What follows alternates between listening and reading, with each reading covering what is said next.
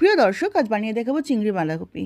একটি কড়াইয়ে সর্ষের তেল গরম করে তার মধ্যে একটি শুকনো লঙ্কা, একটি গোটা এলাইচি এবং 1 চামচ মতো গোটা জিরে ফোড়ন দিয়ে দেবো। তারপর তার উপর থেকে একটি পেঁয়াজকে কুচি কুচি করে কেটে দিয়ে দেবো এবং একটি বড় টমেটোকে কুচি কুচি করে দিয়ে দেবো। তার মধ্যে 2 কোয়া রসুনও কিমা করে দিয়ে দিয়েছি।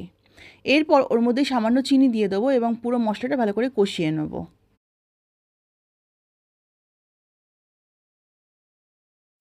একটি মাঝারি সাইজের আলু চৌকো চৌকো করে কেটে ধুয়ে রেখেছিলাম, সেটি ওর মধ্যে দিয়ে দেবো। দিয়ে ভালো করে নাড়াচাড়া করে নেবো এবং একটু ভাজা ভাজা করে নেবো।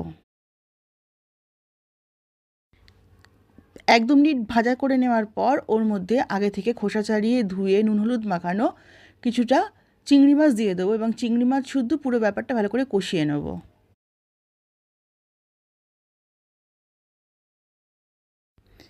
1-2 মিনিট ধরে কষিয়ে নেওয়ার পর ওর মধ্যে আগে থেকে ঝিরিঝিরি করে কেটে ধুয়ে রাখা বাঁধাকপি তুলে দেবো এবং বাঁধাকপি দিয়ে পুরো ব্যাপারটা ভালো করে মিক্স করে নেবো।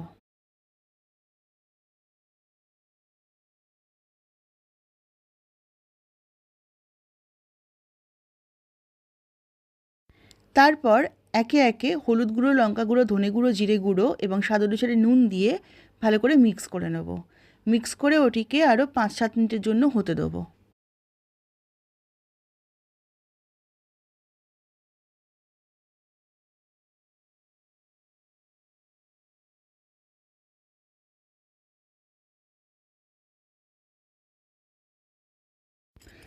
5-7 মিনিট পর একটু ভালো করে নেড়েচেড়ে দেখে নেব বাঁধাকপি থেকে বেশ অনেকটা জল বেরিয়ে গেছে।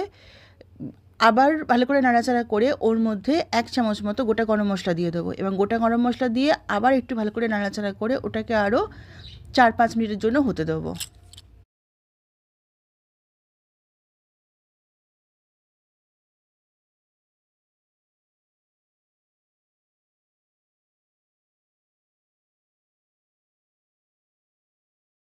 4-5 মিনিট পর গ্যাসের ফ্লেম হাই করে খুব ভালো করে নাড়াচাড়া করে নেব। একদম জল শুকিয়ে গেছে আমার। চিংড়ি বাঁধাকপি একদম রেডি। সার্ভিং বলে সার্ভ করে দেবো।